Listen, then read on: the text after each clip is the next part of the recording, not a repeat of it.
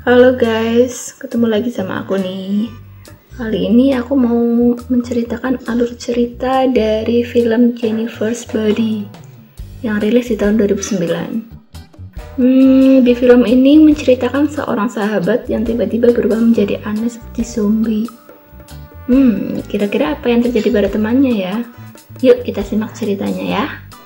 Tapi sebelum masuk ke alur filmnya, jangan lupa subscribe dulu ya, biar channel ini semakin berkembang. Dan pastinya jangan lupa nyalakan lonceng notifikasinya, biar kamu jadi yang pertama nonton kalau channel ini upload video baru.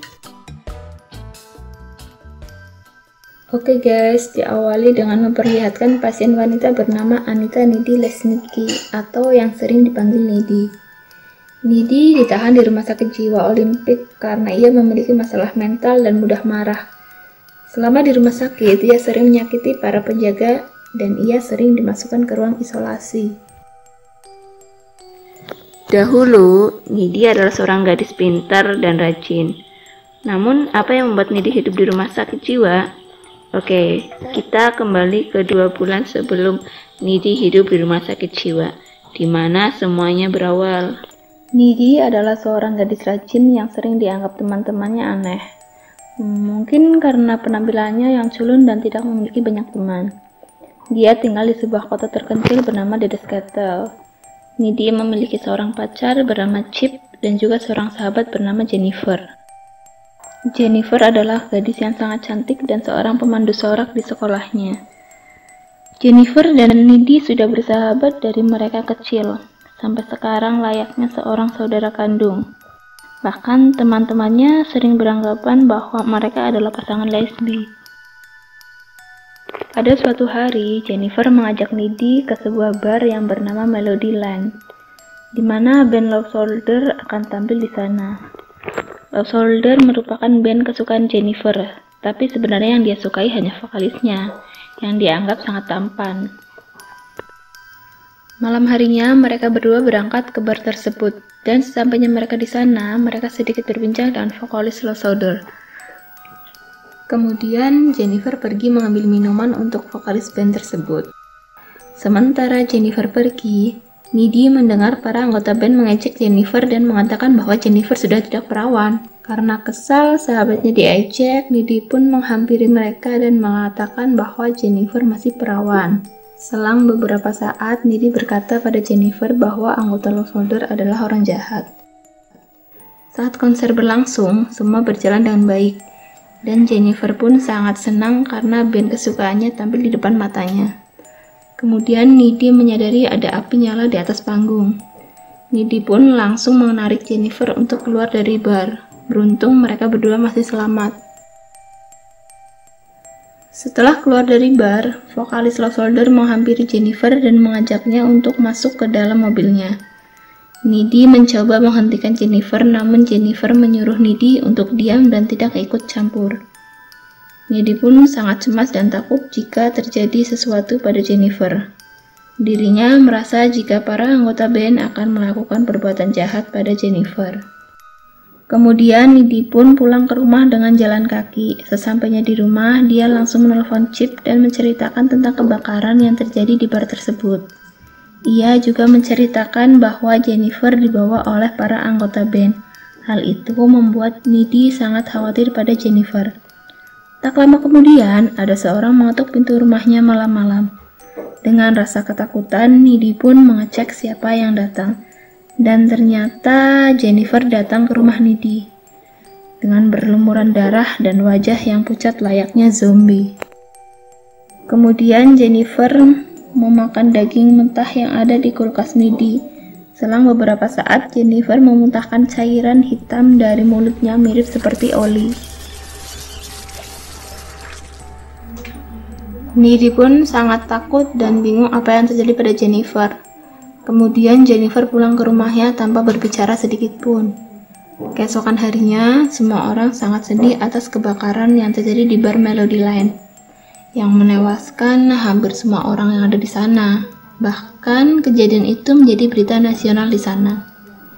Di sisi lain, Nidy terus memikirkan apa yang terjadi pada Jennifer sebenarnya.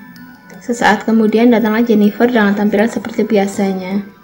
Nidi pun kaget dan bertanya kepada Jennifer yang datang ke rumahnya dengan tampilan seperti zombie. Mendengar hal itu, Jennifer membantah dan menganggap bahwa Nidi hanya berhalusinasi. Sepulang sekolah, Nidi bercerita kepada Chip tentang Jennifer yang datang ke rumahnya seperti kerasukan roh jahat. Setelah mendengar cerita Nidi, Chip menganggap bahwa Nidi mengarang cerita. Sementara itu, Jennifer datang menghampiri Jonas yang sedang sedih karena temannya meninggal di tragedi kebakaran bar. Dengan paras yang cantik dan bodi yang aduhai, Jennifer menggoda Jonas dan mengajaknya ke tengah hutan. Jonas yang terpesona dengan Jennifer akhirnya menuruti Jennifer untuk masuk ke hutan. Di situ Jonas berpikir mereka akan enak-enak, tapi ternyata Jennifer berubah menjadi iblis dan memakan Jonas. Seorang guru yang mendengar teriakan Jonas mengira bahwa Jonas hanya sedang berteriak melampiaskan kesedihannya. Guru itu pun pergi untuk mencoba menenangkan Jonas, tetapi yang ia temukan tubuh Jonas tewas mengenaskan dengan perut tercabik-cabik. Setelah membunuh Jonas, Jennifer terlihat lebih cantik dari sebelumnya.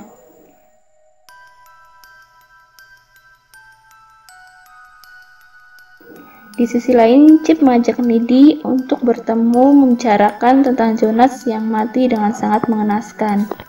Nidi terkejut dan merasa kejadian yang terjadi di Dedes Kettle bukan kebetulan.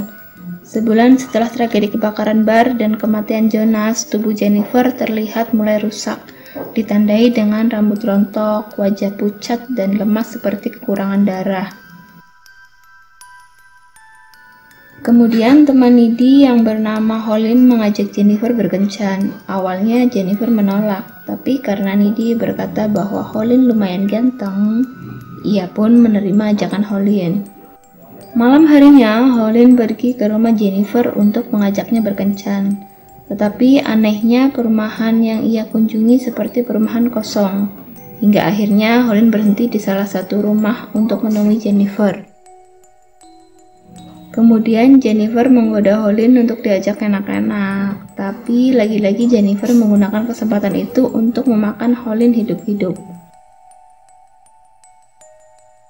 Sementara itu, Nidi yang juga sedang enak-enak dengan Chip merasa sesuatu yang buruk terjadi, sehingga menjadikannya tidak fokus dan memilih untuk pulang. Namun di perjalanan pulang, ia hampir menabrak Jennifer yang berlumuran darah. Sesampainya di rumah, Nidi langsung masuk ke dalam rumah dengan rasa ketakutan. Dia juga memikirkan Jennifer yang akhir-akhir ini sering berperilaku aneh. Kemudian Nidi pun masuk ke kamarnya untuk tidur. Tapi tiba-tiba Jennifer sudah ada di sebelahnya. Nidi pun bingung bagaimana bisa secara tiba-tiba Jennifer berada di kamarnya dengan keadaan baik-baik saja. Sedangkan di perjalanan tadi, Nidi hampir menabraknya dengan berlumuran darah. Kemudian Jennifer menceritakan apa yang sebenarnya terjadi pada dirinya. Awalnya, pada saat kejadian kebakaran di bar Melody Lane, para anggota band Low Shoulder membawa pergi Jennifer. Awalnya ia berpikir kalau akan diajak have fun, tetapi yang terjadi adalah Jennifer dibawa pergi ke tengah hutan dekat air terjun. Di sana mereka mengadakan sebuah ritual dan menjadikan Jennifer sebuah tumbal yang akan menjadikan band mereka terkenal dan meraih popularitas. Para anggota band Low Shoulder adalah para pemuja setan dan sengaja datang ke kota-kota kecil seperti di Dedes Kettle untuk mencari tumbal seorang gadis perawan. Ritual itu awalnya berjalan dengan lancar dan mereka pun mendapat popularitas. Tapi kenapa Jennifer masih hidup? Pada dasarnya Jennifer sudah tidak perawan sejak ia SMP. Jadi iblis yang menerima pengorbanan itu malah hidup dan tinggal di tubuh Jennifer. Setelah dijadikan tumbal, sebenarnya Jennifer sudah mati dan tubuhnya dibuang di sana, tetapi dia bangkit lagi karena tubuhnya dirasuki iblis. Makanya setiap bulan dia harus makan manusia agar cantik kembali. Setelah bangkit, Jennifer datang ke rumah Nidi dan sedikit menakut-nakutinya. Dan saat perjalanan pulang ke rumah, Jennifer bertemu dengan salah satu orang yang selamat dari kebakaran Melody Lane. Karena saat itu dirinya sedang lapar, ia pun memakan orang itu. Setelah mendengar cerita Jennifer, Needy pun bersedih karena ia tidak bisa menyelamatkan Jennifer. Kemudian Jennifer berkata bahwa ia tidak akan menyakiti Needy. Saat dirinya sudah kenyang, dia akan merasa lebih kuat dan lebih cantik. Bahkan jika dia melukai tubuhnya, luka itu akan sembuh dengan sangat cepat. Needy pun sedikit bingung dengan perkataan Jennifer jika dirinya kenyang akan lebih kuat. Kemudian Needy menyuruh Jennifer untuk pulang. Kemudian keesokan harinya Needy pergi ke perpustakaan untuk mencari tahu apa yang sebenarnya terjadi pada tubuh Jennifer. Kemudian Needy mengetahui bahwa Jennifer telah berubah menjadi succubus. Succubus membutuhkan daging manusia untuk menjadi lebih kuat. Cara satu-satunya untuk mengalahkan succubus adalah dengan cara menusuk jantung mereka saat mereka dalam keadaan lemah. Setelah menemukan fakta itu, Needy bercerita kepada Chip dan menyuruhnya untuk tidak datang ke pesta dansa. Karena saat itu Jennifer pasti akan mencari mangsa lagi. Setelah mendengar cerita Needy, Chip masih tidak percaya dan menganggap Needy hanya sedang stres, sehingga ia membuat-buat cerita. Kemudian Chip pergi karena kecewa terhadap Needy. Para siswa pun mulai bersiap untuk pergi ke pesta dansa, begitu juga dengan Needy dan Jennifer. Kemudian Needy pergi ke pesta sendirian untuk mengawasi Jennifer. Tetapi Jennifer tidak ada di sana. Sementara itu, Chip pergi ke pesta dansa tanpa sepengetahuan Needy. Saat Chip di jalan, ia bertemu Jennifer. Lalu Jennifer memfitnah Needy dan Howlin berselingkuh di belakang Chip. Mendengar cerita itu, Chip sangat sedih dan kecewa kepada Needy. Kemudian Jennifer membawa Chip ke tempat kosong dan mulai memakan Chip. Di sisi lain, Needy merasa Chip dalam bahaya. Kemudian Needy pergi ke rumah Chip dan ternyata Chip diam-diam pergi ke pesta dansa dengan berjalan kaki. Needy mencoba mencari Chip dan saat ia menemukan Chip, Chip hampir mati dimakan Jennifer. Needy pun berusaha menolong Chip. Saat Jennifer sedang lengah, Chip menggunakan kesempatan itu untuk menyerang Jennifer. Jennifer mengalami luka parah di bagian perutnya, lalu ia langsung kabur dari tempat tersebut. Setelah menyerang Jennifer, Chip akhirnya meninggal karena kehabisan banyak darah. Needy pun sangat sedih atas kematian Chip. Setelah itu, Needy mencari Jennifer untuk membalaskan dendamnya untuk kematian pacarnya. Dan terjadilah pertarungan antara Jennifer dan Needy. Dalam pertarungan itu, Needy mendapatkan luka gigitan dari Jennifer. Tak lama, Needy mendapatkan celah untuk menusuk jantung Jennifer. Lalu Jennifer pun meninggal di tempat. Saat itu terjadi, ibu Jennifer datang ke kamar Jennifer karena mendengar kegaduhan. Saat masuk ke kamar, ibunya sangat kaget karena Needy telah menghabisi nyawa Jennifer. Setelah kejadian itu, Needy pun dibawa ke rumah sakit jiwa.